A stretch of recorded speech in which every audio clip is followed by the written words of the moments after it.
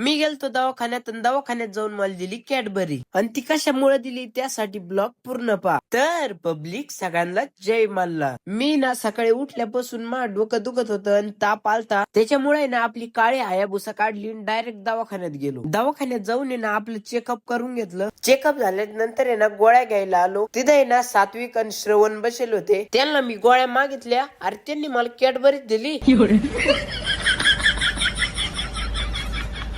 मग काय गोळ्या कॅडबरी घेऊन घरी आलो. डायरेक्ट आपल्या मित्राला घेतलं डायरेक्ट गेलो ज्ञानोदय कोचिंग क्लासेस मध्ये. आता तुम्ही म्हणशाल इथं काय काम आहे. इथं आहे ना आपल्या बहिणीने क्लास लावले त्याच्यामुळे तिला इथं सोडायला आलतो. आता तिथं आहे ना आरतीचा टाइम झाला त्याच्यामुळे आरतीसाठी गेलतो. आणि क्लास मध्ये गेल्यावर आहे ना मला तिथं बाप्पांची मूर्ती दिसली आणि मूर्तीकडे पाहिलं डायरेक्ट मन प्रसन्न झालं. आपले नवनाथ सर किंवा त्यांच्या सर्व विद्यार्थ्यांनी पीयूपी कॅनोपी किंवा इतर केमिकलच्या मूर्ती न घेता निसर्गाची काळजी घेताना बाप्पाचा मान ठेवून शाळू मातीपासून बनलेली बाप्पांची इको फ्रेंडली मूर्ती आणलेली. आता क्लास मध्ये एवढे मुलं आहे, सर्वांच्या हाताने काय बाप्पांची प्राण प्रतिष्ठा होऊ शकत नव्हती. म्हणून सरांनी सर्वांच्या नावाच्या चिठ्ठ्या बनवल्या आणि बाप्पाच्या कृपेने ज्याचं नाव चिठ्ठीत निघन त्याच्या हाताने बाप्पांची प्राण प्रतिष्ठा होईल. या गोष्टीतून सर्वांना सांगणं एकच आहे, सर्वांनी गणेश उत्सव इको फ्रेंडली म्हणजेच बाप्पांची मातीपासून बनलेली मूर्ती आणा, जेणेकरून आपला निसर्ग खराब होणार नाही, बाप्पांचा अपमान होणार नाही. तुम्हाला जर आपला ब्लॉग आवडला असेल तर आपल्या ब्लॉगला लाईक करा, आपल्या आयडीला फॉलो करा आणि ब्लॉगला शेअर करा. आपण भेटू पुढच्या ब्लॉग मध्ये. तोपर्यंत सगळ्यांना जय मल्हार.